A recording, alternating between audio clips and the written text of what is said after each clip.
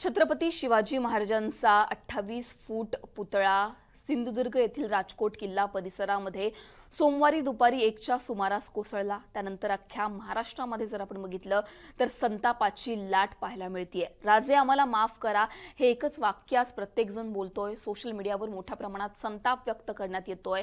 ज्या व्यक्तीने ज्या शिल्पकाराने हा पुतळा बनवला होता तो जयदीप आपटे, कल्याणमध्ये राहणारा जयदीप आपटे सध्या फरार आहे। आणि एकच प्रश्न आता विचारण्यात येतोय, 48 तासांहून जास्त तास झालेले आहेत, उलटून गेलेले आहेत, तरी सुद्धा जयदीप आपटे कसा पकडला गेलेला नाहीये। जो जयदीप आपटे सोबत आणखीन एक होता चेतन पाटील, स्ट्रक्चरल कन्सल्टंट, तो सुद्धा फरार आहे। हे दोघे नेमके कुठे आहेत, त्यांना अजून सुद्धा अटक कशी होत नाहीये, जयदीप आपटे आणि चेतन पाटील नेमके कुठे गायब आहेत, याच सगळ्या प्रश्नांची उत्तरं या व्हिडिओच्या माध्यमातून जाणून घेण्याचा प्रयत्न करूयात। नमस्कार, मी पूजा, तुम्ही पाहताय मुंबई तक। जर आपण बघितलं तर सोमवारी हा पुतळा कोसळला आणि यानंतर मुख्यमंत्री एकनाथ शिंदेंनी असं स्पष्टीकरण दिलं की सोसाट्याचे वारे, मोठ्या प्रमाणात वादळी वारे या समुद्रकिनारी येत होते आणि त्याच्यामुळे या पुतळ्याचं नुकसान झालं। पण आपण जर बघितलं तर एकूणच यानंतर सोशल मीडिया असेल किंवा विरोधक असतील यांनी आरोप प्रत्यारोप सुरू केले। 8 महिन्यांमध्ये हा पुतळा का कोसळतो, घाई गडबडीत हा पुतळा बांधला होता, मोदींनी ज्या पुतळ्याचं उद्घाटन केलं, अनावरण केलं, तो पुतळा कसा काय 8 महिन्यांमध्येच कोसळतो असं मोठ्या प्रमाणामध्ये बोललं गेलं। यानंतर जे आहे ते एक FIR समोर आली सार्वजनिक बांधकाम विभागानं चेतन पाटील आणि जयदीप आपटे, जो शिल्पकार आहे जयदीप आपटे, आणि त्यानंतर स्ट्रक्चरल कन्सल्टंट जो आहे चेतन पाटील, या दोघांवर जे आहे ते गुन्हा दाखल केला। FIR कॉपी जी आम्हाला मिळाली त्यामध्ये त्यामध्ये जी माहिती मिळालेली आहे त्यामध्ये असं दिसतंय की यावरून जयदीप आपटे आणि चेतन पाटील यांच्यावर मोठ्या प्रमाणात आरोप करण्यात आलेले आहेत। इथे असं म्हणण्यात आलेलं आहे की निकृष्ट दर्जाचं जे काम आहे ते जयदीप आपटेनं केलं। शिल्पकाराने या सगळ्या गोष्टींची माहिती शिल्पकाराला असावी लागते, पुरेपूर निधी त्याला देण्यात आला होता तरी सुद्धा या निधीचा योग्य वापर त्याने केला नाही। हा पुतळा कोसळू शकतो, हा पुतळा जर कोसळला तर जीवितहानी होऊ शकते, मोठ्या प्रमाणात लोकांचे मृत्यू होऊ शकतात। या सगळ्यांची कुठे जबाबदारी शिल्पकाराने घेतली नाही, योग्य प्रकारे त्याने पुतळा उभारला नाही, असं सगळं या FIR मध्ये, ही सगळी माहिती या FIR मध्ये मिळालेली आहे। आणि यानंतर जर आपण बघितलं तर जयदीप आपटे आणि चेतन पाटील या दोघांवर गुन्हा दाखल करण्यात आला। त्यानंतर जयदीप आपटे कोण आहे या सगळ्या चर्चा सुरू झाल्या। चेतन पाटील कोण आहे हा प्रश्न मोठ्या प्रमाणात उपस्थित होऊ लागला। जयदीप आपटे जर आपण बघितलं तर त्याने आतापर्यंत त्याने 28 फूट ही जी मूर्ती आहे शिवाजी महाराजांची ही पहिल्यांदा बनवलेली आहे। त्याने याआधी जे आहे ते 5 ते 4-5 फुटाच्या ज्या मूर्त्या आहेत त्या बनवलेल्या आहेत। जयदीप आपटे हा कल्याणचा रहिवासी आहे।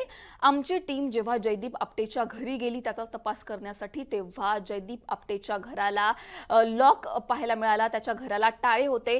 सहकुटुंब जयदीप आपटे मंगळवारच्या दिवशी जे आहे ते फरार झालेला होता।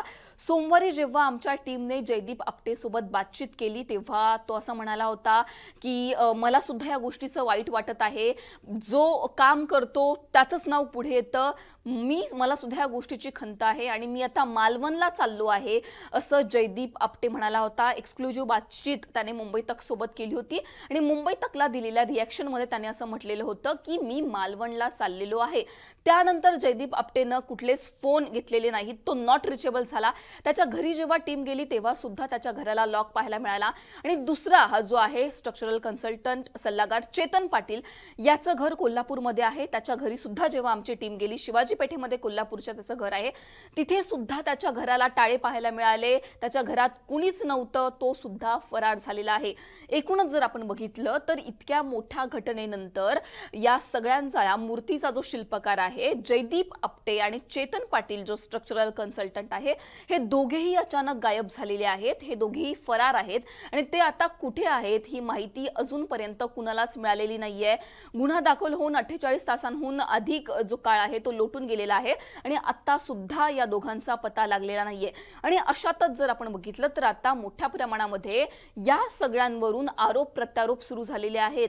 ठाकरे गटाचे खासदार संजय राऊत यांनी या सगळ्यांचं आता श्रीकांत शिंदेशी कनेक्शन जोडलेला आहे। जो जयदीप आपटे आहे तो श्रीकांत शिंदेंचा मित्र आहे असा आरोप संजय राऊतांनी सामनामधून केलेला आहे। जयदीप आपटेला हा जो सगळा कॉन्ट्रॅक्ट आहे हा श्रीकांत शिंदेंच्या शिफारसीवरून दिला होता आणि त्यामुळेच त्याने हा सगळा पुतळा बनवला असं जयदीप आपटेने सनातन प्रभातला जी मुलाखत दिलेली आहे त्यामध्ये त्याने असं म्हटलेलं आहे की माझ्यावर वेळेचा दबाव होता आणि त्यामुळेच कुठेतरी मी हे काम 3 डायमेन्शनल प्रिंटिंगचा वापर करून केलेला आहे। एकूणच जर आपण बघितलं तर मोठ्या प्रमाणामध्ये जयदीप आपटेकडून हे काम घाई गडबडीतून केला गेल्याचा आरोप होतोय। 3 महिन्यातच हा पुतळा जो आहे तो उभारण्यात आला होता आणि यामध्ये कुठेतरी फक्त शिल्पकाराचीच नाही तर अधिकाऱ्याची सुद्धा चूक आहे असं बोललं जात आहे। प्रमोद कांबळे या शिल्पकारांशी जेव्हा आम्ही बोललो त्यावेळी ते असं म्हणाले की शिल्पकाराला सगळ्याच गोष्टींचा अभ्यास करावा लागतो जेव्हा तो एखादी मूर्ती बनवतो, एखादं शिल्प बनवतो, पण यासोबतच शिल्पकारासोबतच ती जबाबदारी अधिकाऱ्याची सुद्धा असते।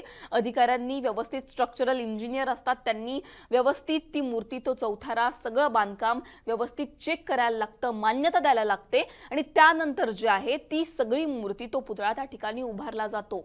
एकूणच जर आपण बघितलं तर यामध्ये फक्त शिल्पकाराचीच नाही तर त्याला काम देणाऱ्या अधिकाऱ्यांची सुद्धा या सगळ्यांवरून चुकी आहे हे स्पष्ट दिसत आहे।